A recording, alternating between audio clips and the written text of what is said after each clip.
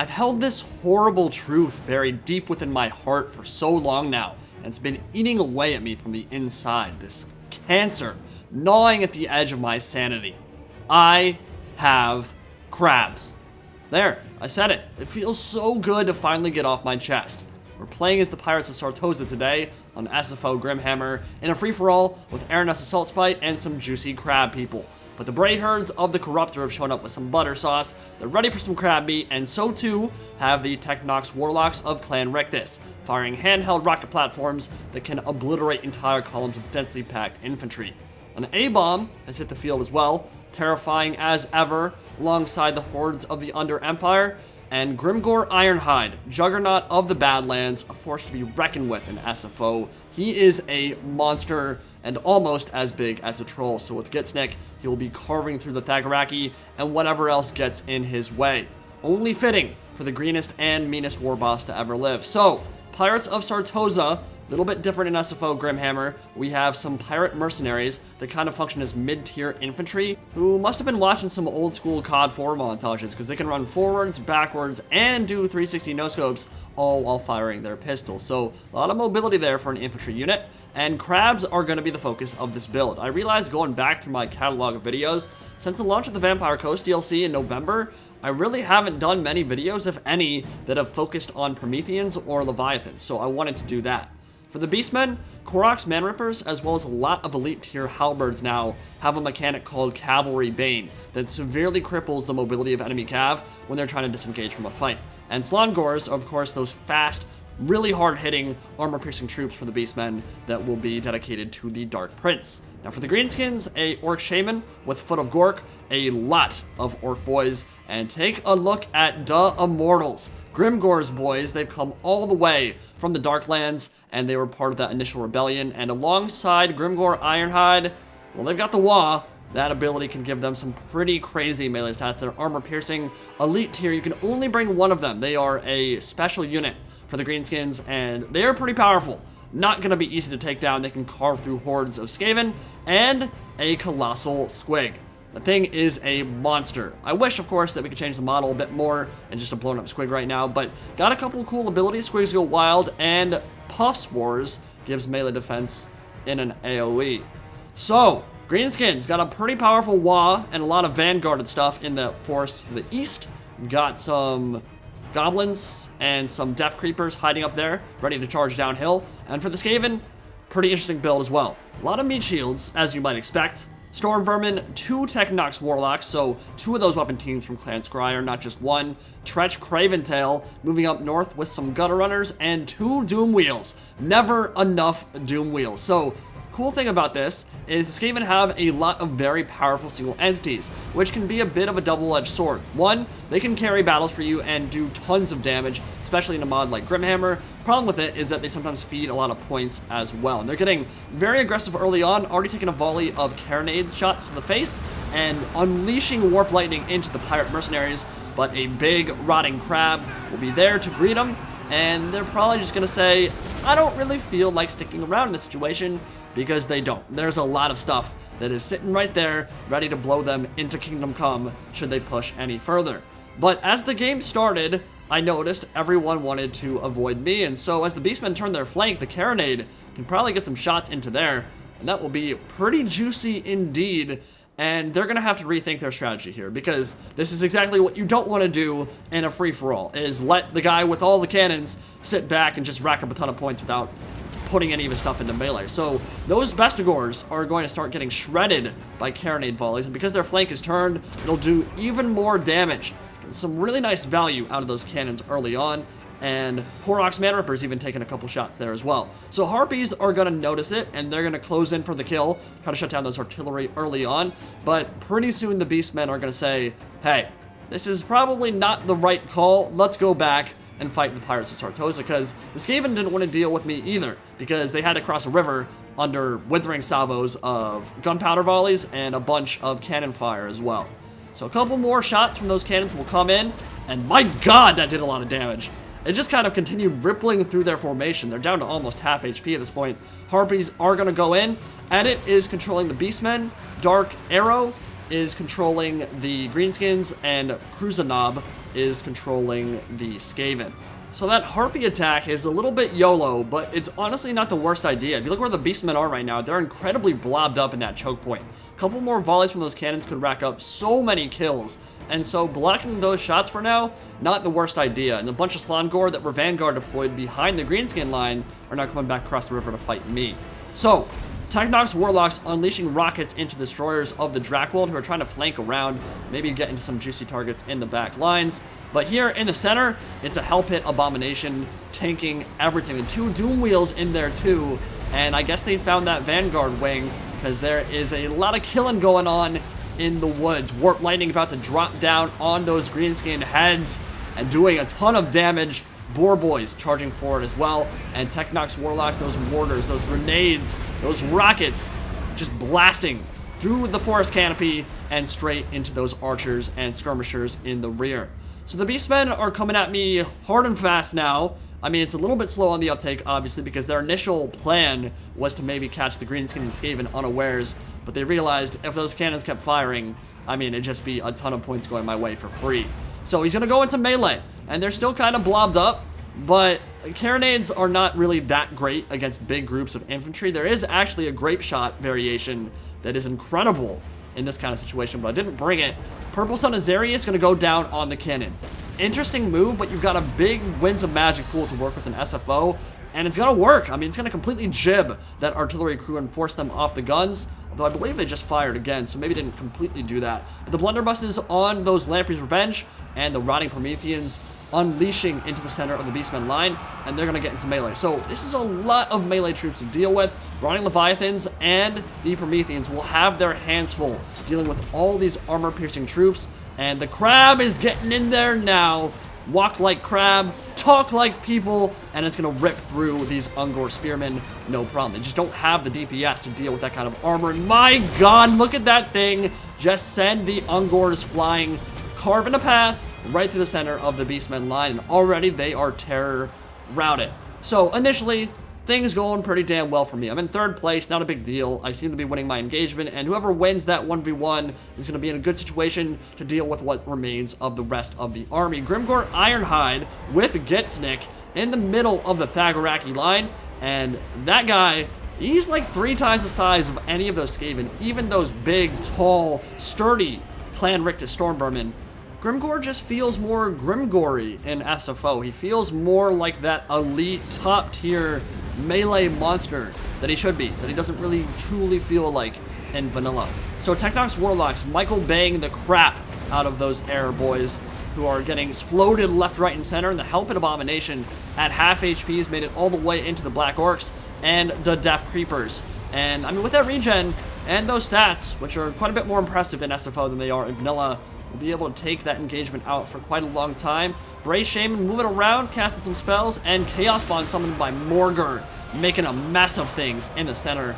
Pirates and zombies getting destroyed, and Aranessa on her triple pole, doing a dance and getting surrounded by a bunch of hentai monsters. So, how do you kill those things? How do you stop that kind of aggression? Well, she's bonus for Slaanesh, and she grants bonus for Slaanesh as well. So, if she gets some reinforcements, should be able to deal with the Chaos Spawn relatively easily, I would think. But the crabs are running over some flanking Slaangor, and more summons. Going to put some more meat on those bones and put them on the front ranks to maybe give those crabs a bit more support. Because again, you don't really want to be sending them in unsupported, completely isolated against armor-piercing troops like the Slaangor, because those champions of the Dark Prince have high AP, and they can put the hurt on you bad. But Aranessa is getting gooned hardcore. I mean, that's basically the Piper Perry meme made manifest. It's a perfect representation of it in the Warhammer universe. Morgur and the Chaos Spawn got a perfect surround off on Aranessa, and I have not supported her well. And she may be great against killing large targets, especially unarmored ones, but it doesn't matter because I didn't help her out very much. And Aranessa will rout from the field. So I should have done a much better job there. Morgur kind of moved right at the center, got on top of her, and dropped some Chaos Spawn, and they actually got a perfect surround off that prevented her from escaping, which was a pretty big issue. Sartosa in the lead for now as Clan Rictus Stormvermin and the Skaven continue to swarm in, get around that Orc Shaman. Colossal Squig feasting, and it seems like the way the Skaven are blobbed up, a Foot of Gort could destroy almost half their army as that Colossal Squig continues to just munch on the battle lines of the Skaven, and the Greenskins actually have a pretty good position there. Some of their archers firing in from above in the woods, heavily supported by all that cover, so Technox Warlocks might not be able to kill them very easily. I imagine those obstacles, those trees, will block quite a few of their shots. Yeah, they're getting exploded all over the forest canopy and not really hitting their target. So, good positioning from the Greenskins, and I still have no idea who's going to win this fight. Grimgor is down to half HP, up to 85 kills, many of those on Stormvermin. So he's definitely made an impact here. And the Warlock Engineer continuing to drop Warp Lightning on the heads of the Greenskins, and the Immortals into the thick of it, surrounding Trench Craventail. But they're getting exploded by a lot of stuff at the moment. Honestly, the Technox Warlocks definitely making their presence felt, and a nice charge from the Death Creepers right up the center. Will get on top of those Technox Warlocks and might not let them fire ever again. On this side, Beastmen are not dead yet. Bestigors and Slaangors still exist, and the Destroyers of the Drakwold getting into the thick of it, but at least on the right flank of Sartosa, it's a huge group of crabs spreading their crab lovin' to the world, and the Beastmen getting smashed apart, ripped asunder under those powerful armor-piercing, rending claws. More Slaangor hunting for those pirate mercenaries of Sartosa. Might be able to close the gap, but it looks like they just routed. Murger kind of running around looking for stuff as well, spreading that corruption wherever he marches. Now here, Rotting Prometheans and Lamprey's Revenge fighting Destroyers of the Drakwold, but they have support. And remember, you gotta have that support. Just like any other monsters unit in the game, it's very rare that you want to send monsters in completely unsupported without infantry, because they just won't trade very well. With some meat shields in the front though, they'll absorb a lot of that damage, and the Pirates and Crabs working in tandem will be more than enough to destroy the Destroyers of the Drakwold, who are all Slaaneshed up with that purple color scheme. But yeah, I mean, they're unbreakable, which is a little bit different than what they are in vanilla. They will fight to the death, but they have almost no HP at this point, and they will go down. So on this side, looks like Kruzanob and Skaven have taken the lead, but Greenskins are close behind. Beastmen are actually still on the field, and every player still has a chance of pulling this free-for-all out. And these are the kind of battles where free-for-all gets really hype and really exciting, because you have absolutely no idea who's going to win. At the moment, I would say Sartosa has the advantage simply because they have the most troops left on the field, but there are plenty of shenanigans that can come in where teams can start working together. Free-for-alls can kind of get pretty crazy when one person gets double or even triple teamed. And so all sides will try to get their forces together, consolidate them, and work out some strategies or tactics to how to tackle what remains of their enemy armies. The Greenskins are on their last legs, and they actually managed to pull it out against the Skaven, who are out of the fight completely now, and it's going to be down to the Greenskins, Beastmen, and Pirates of Sartosa. And blunderbuss volleys ripping apart those Hammer of Gork crew and the goblins in the front ranks, who will get the Fists of Gork as they charge into melee. And honestly, at this point, there's only one thing left to do: share my love of crabs with the world. What better way to end a free-for-all than share some crab loving with the Greenskins and the Beastmen, who are honestly all about that life anyway. So we're gonna give them the business here. Rotting Leviathan tossing up a mortal into the air, one of Grimgor's bodyguards rather, and munch on him for dinner, toss him down that gigantic gullet, that gaping maw.